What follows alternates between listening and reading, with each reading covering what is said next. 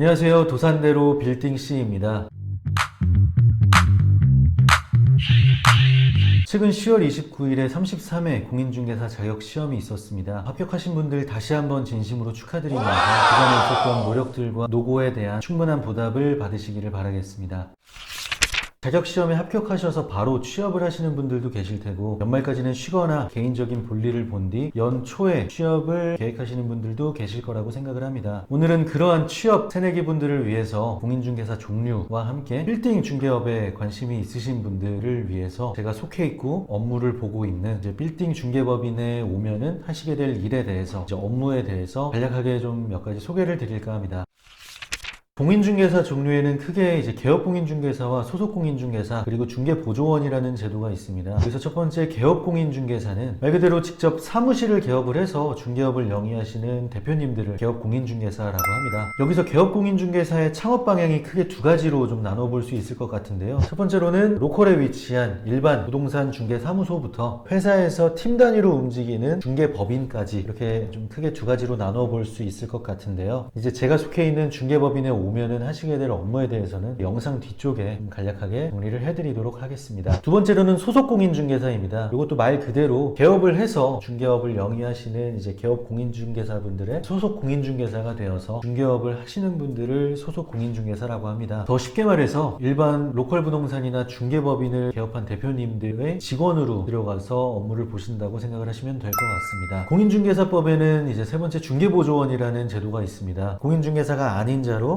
중개업자에 소속되어서 업무를 보조하는 자를 뜻합니다. 자격증 없이 중개업을 경험해 볼 수 있는 그런 장점은 있지만요, 말 그대로 중개보조원입니다. 원칙적으로는 중개를 할 수 없는 무자격자죠. 하지만 실무상에서는 동일선상에 서서 업무를 보는 것이 대부분입니다. 하지만 계약서를 작성할 수 없을 뿐더러 중개보조원 명의로 광고를 할 수 없는 등의 다양한 제약들이 존재를 하고 있습니다. 이처럼 공인중개사 종류에는 각각의 장단점이 명확하게 존재를 합니다. 개업공인중개사는 뭔가 나의 사무실을 차려서 나의 사업체를 만들어 나갈 수 있는 장점이 존재하는 반면에, 경험이 없는 사람들에게는 다양한 리스크들이 존재를 하겠죠. 그리고 소속공인중개사는 개업공인중개사가 갖는 리스크가 없는 대신에 개업공인중개사와 다양한 조율을 봐야 합니다. 대표적인 것이 수입에 대한 비율 조정이겠죠. 중개보조원은 개업공인중개사가 갖는 리스크도 없을 뿐더러 자격증 취득이라는 큰 기회비용을 아껴서 업무 경험을 해볼 수가 있습니다. 하지만 다양한 제약이 따른다는 단점들이 존재를 하겠죠. 이처럼 본인이 처한 사항에 맞게 빠르게 장단점을 판단을 하셔서 포지셔닝을 하신다면 돈과 시간이라는 기회비용을 충분히 아끼면서 훌륭한 공인중개사가 되실 수 있을 거라고 생각을 합니다.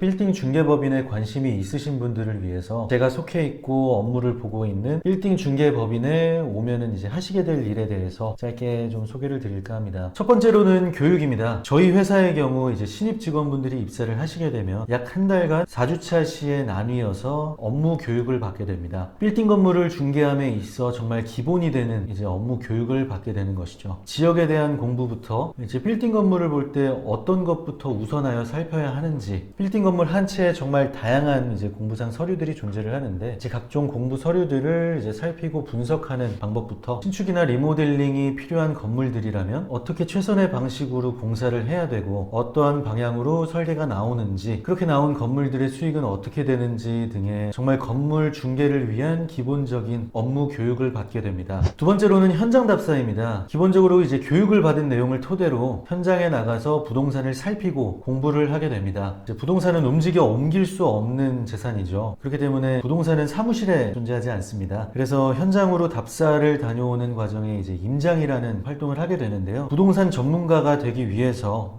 가장 중요한 부분이라고 할 수 있을 것 같습니다. 신입 직원으로 입사하게 되면서 어떻게 보면 일을 관둘 때까지 어떻게 보면은 제일 많이 하게 될 부분이면서 그만큼 중요한 부분이라고 생각을 합니다. 세 번째로는 전화 업무랑 미팅을 좀 많이 보시게 될 건데요. 공인중개사란 건물을 매각할 매도자와 건물을 매수할 매수자와의 사이에서 연결을 하면서 중개에 도움을 주는 역할을 하죠. 기본적으로 업무 교육을 마친 후에 본격적으로 실무를 접하면서 매도자와의 전화 업무 및 이제 미팅을 주로 하게 됩니다. 매도자분들이 될 이제 건물주분들을 상대하는 과정이 되겠습니다. 매도자분들과 소통을 하려면은 이제 전화 통화를 하거나 이제 만나서 미팅을 하게 되겠죠. 매도자분들과 일을 하면서 건물 중개를 함에 있어서 관련된 내용을 전화 업무나 이제 미팅을 하면서 주고받게 됩니다. 중개를 도와드릴 매도자분들과의 관계를 이제 지속적으로 쌓아나가면서 구체적인 금액들과 이제 사소한 조건들까지도 이제 전화 업무 및 미팅을 보면서 조율을 하는 이제 과정을 통한 업무를 보게 됩니다. 오늘은 이렇게 공인중개사의 종류와 이제 중개법인에 오게 되면은 하시게 될 업무 범위에 대해서 좀 간략하게 설명을 드려봤는데요. 앞으로 취업을 하실 때 참고하셔서 이제 취업에 고민을 하신다면은 더욱 도움이 되실 것 같아서 영상 준비해봤습니다. 감사합니다.